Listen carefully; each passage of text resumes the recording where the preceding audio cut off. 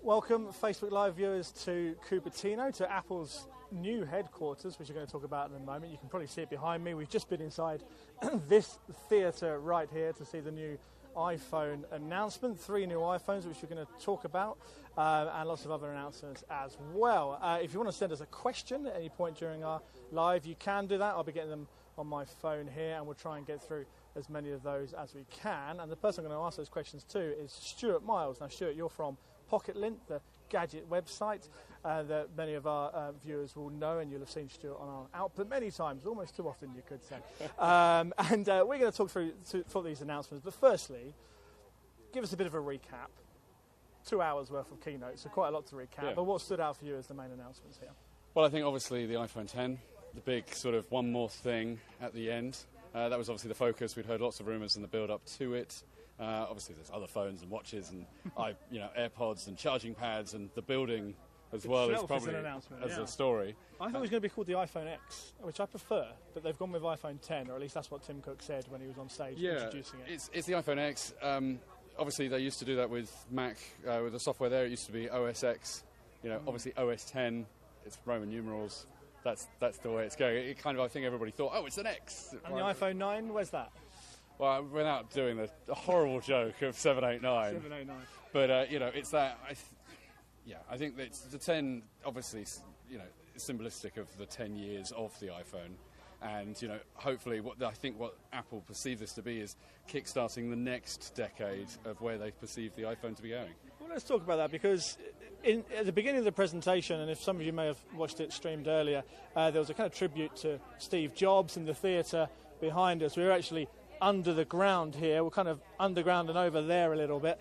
Named after Steve Jobs, obviously their charismatic, influential founder. And this whole campus, it really is the house that the iPhone built, isn't it? I mean, this is the success story for Apple, has mainly been the iPhone. It's a huge profit driver for them, by far their biggest product. Can it do that for the next 10 years? Because it seems that Apple think it might do. I think they have the ability to take technology that's been out there from lots of other manufacturers. If you look at the iPhone X, nothing we saw today is new. We've had phones with OLEDs, we've had phones with wireless charging. We've had all these different edge-to-edge displays, things like that. Wireless charging, 2015, I believe, was the first wireless charging Samsung phone. Others probably did it before then. I mean, that really isn't a new technology, is it? Well, no, even like the Nokia Lumia phones, which aren't around, had wireless charging and stuff. But I think Apple has this capability, and we've seen it time and time again, where it has this ability to take technology that others have tried to go out early with, or haven't mastered, or haven't sort of have come out with it and not got it right, and then say, you know what, actually we've spent some time, we've spent some money, we've spent some resources to get this right, and everybody goes, oh yeah, of course it's great, and and they move on. And now it works, yeah, I completely agree. Vera, you're asking whether we were able to touch the new phone. I was. I'll share my thoughts in a moment. I assume you managed to get your hands on it for a brief period. A good phone. Let's talk about the iPhone X specifically. What was your impression of just handling the device? I think the thing that I got really excited about, or certainly was appreciative of, is that it's a lot smaller than the 8 Plus or the 7 Plus that we've seen on the market already. Even though the screen is physically bigger, because they've lost all that extra baggage around the side. There's no home button anymore. There's the top is a lot cleaner as well. And for someone that's I use an iPhone 7, I've always thought the Plus has been a bit too big for my pocket. It's enormous. Yeah. It is, and this I was sort of worried, thinking, well, right, okay, is the X, the 10, going to be bigger or as big as, and it's nice to see that it sort of fits in between those two devices. So it's, you've got a bigger screen, but it's not going to be a bigger device.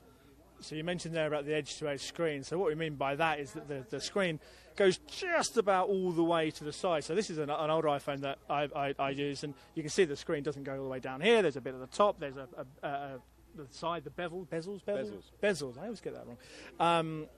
Whereas the new one, the screen goes just about to the edge. And what that means is that for the first time in an iPhone, this home button isn't there anymore. Now, I think that's going to be quite disconcerting for people. I'm going to be disorientated when I try and use that. Yeah, I think there's, the home button, we've had it for 10 years. It's very iconic of Apple. It stands them out. It kind of symbolises what it is. And here are some people say they're courageous, they're brave, as Phil Schiller said a couple of years ago. Phone, Steve. It's a phone. But it's that sense of I think there will be people worried, going, well, how do I do things? Like, you mean I've got to swipe up? Yeah. I presume that once you've started using it, within the first couple of days, your memory lapse will kick in and it will be fine. But I think it will be, for some users, this sort of intrepidation of how do I get to the apps again? How do I get back home? How do I turn it on? I mean, I'm reminding of two things. I'm reminded when the iPhone first came out 10 years ago now, of course, people said, well, I can't use that because it doesn't have any keys.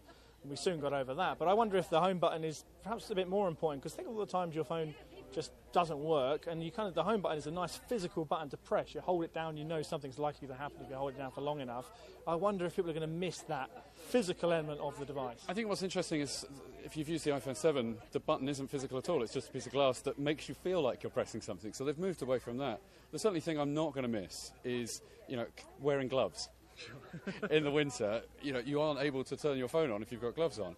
Or what I find is I go running and I sort of then take my phone out of my pocket, and then my hands are a little bit sweaty, and you can't then, you keep on, and then you just end up tapping away. The alternative to unlocking with your thumb, your fingerprint, is this Face ID. Now, there was a bit of a blip on stage where it didn't quite work immediately. It did work pretty well after that, to give them credit. When we were doing the demos on the floor, it looked a bit precise for me. It didn't look like you could just sort of go, okay. It looked like you had to really know the position to make it work. Did you get that impression? What do you think about that? When playing with the demos, it worked fine. I obviously tried it, and I couldn't unlock the phone because it hasn't got my face. But then seeing the demos, and I played with a couple of devices from different demos to see whether they would fall it. We were in a very bright environment. That obviously helps. It'd be interesting to see if you're, in a dark sort of alley somewhere, trying to see where it works. But I think there's the other concern I have on that is, a lot of people started using Apple Pay for, paying on the tube in the UK.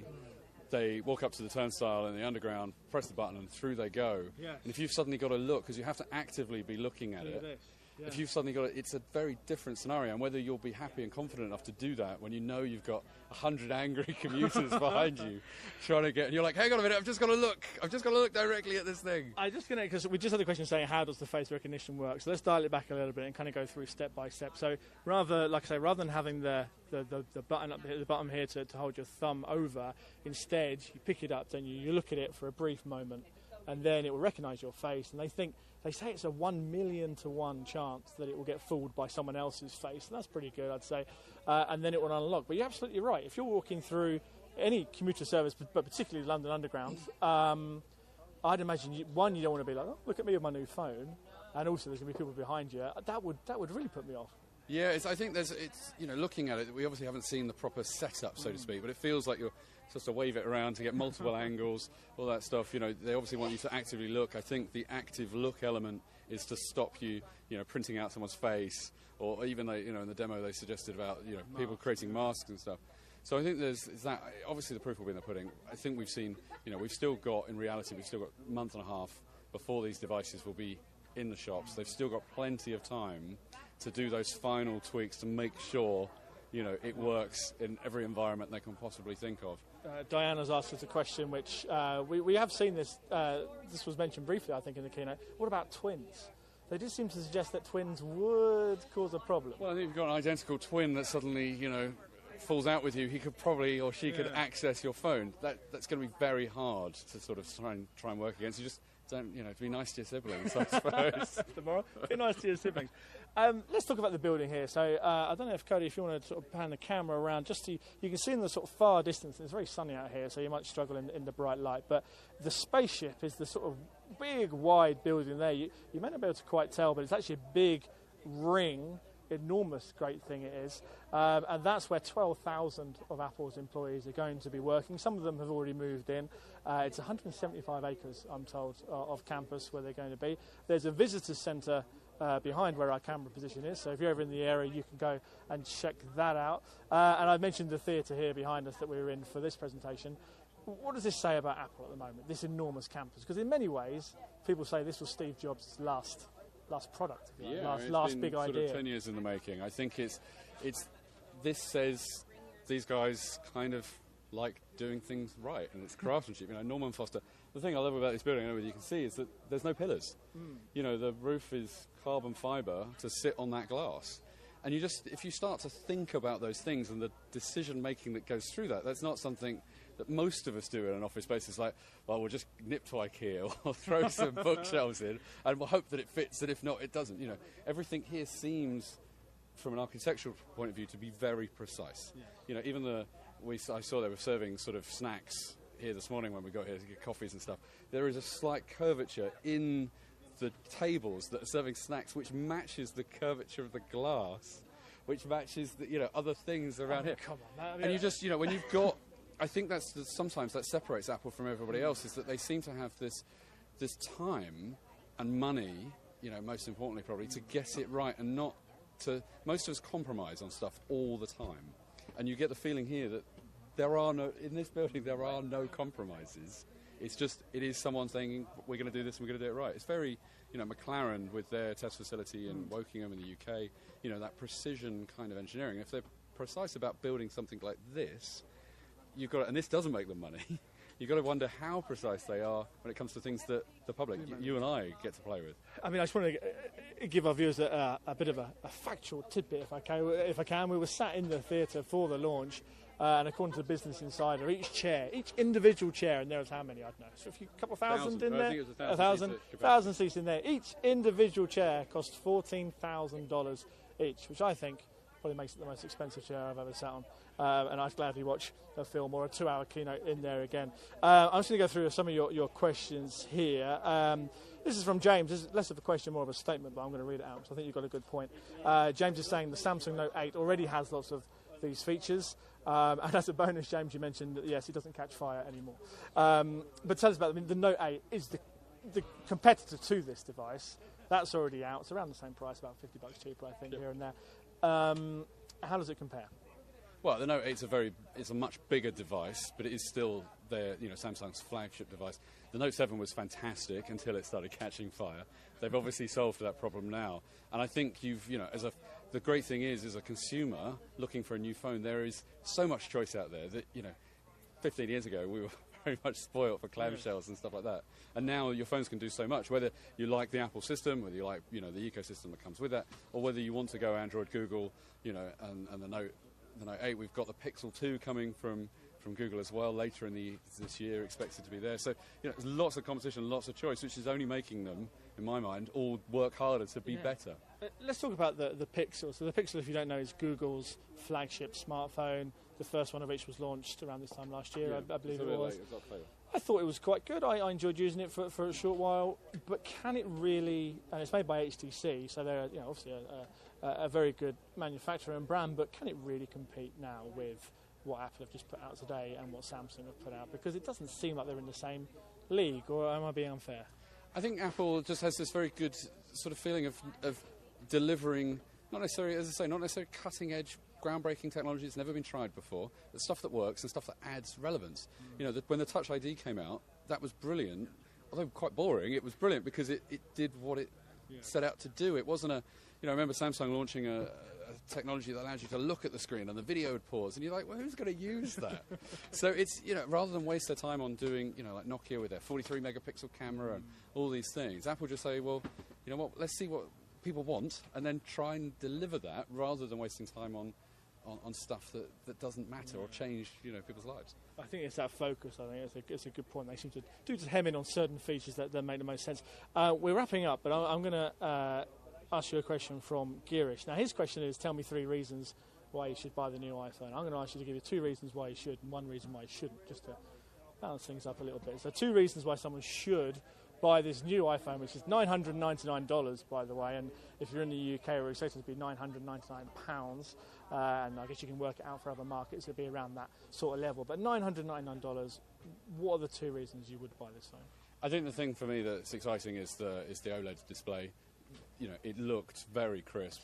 The contrasts were very impressive, and I think that will make a difference on how you view things and all the other stuff. It looks cool. It looks number cool. one. And I think the camera. They always say the best camera is the one in your pocket, and the iPhone throughout its time is always considered to be a very good camera, and it always produces very good results.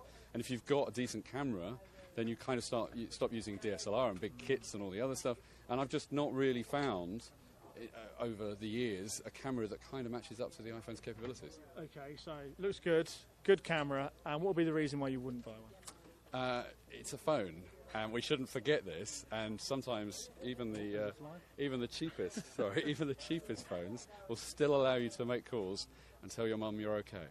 Okay, that's a cop-out answer, but I'll let you off. We've been talking for a while. I'm going to give you one reason why you should perhaps think about buying it, and emojis. Our video about animojis is just going up on the BBC website at the moment, bbc.com/news. It's where the emojis change depending on your own expression. I think that's really cool. It's great fun. It worked really well. Very clever use of the technology as well. And I think, AR, we're talking about AR and mapping things and face recognition and all this sort of stuff.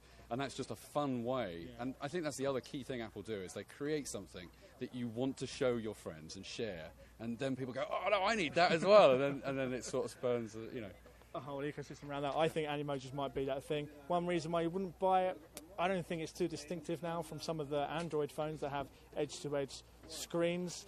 And also, it's $999.